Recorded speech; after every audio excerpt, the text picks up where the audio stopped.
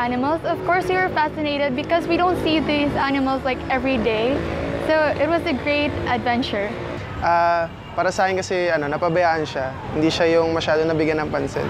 Parang pag sa attraction, kailangan isa siya sa pinaka-pinupuntahan ng mga tourist, tas hindi siya masyado nabigyan ng pansin. Yung mga tourist spot dapat binibigyan nila ng pansin kasi yun yung mas nakakapag-attract sa mga tao sa ibang bansa at makakapagpasikat rin sa Pilipinas sa ibang bansa din.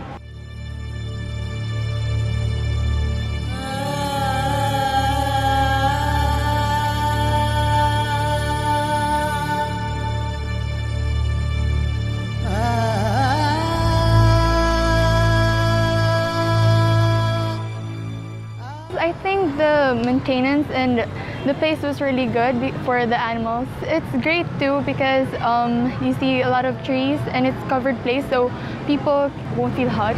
Para sa akin, siguro una yung paint ng lugar, tas yung mga trees, yung mas bigyan pansin kasi yun yung mas nakaka-attract yung lalo sa mga estudyante, sa mga children.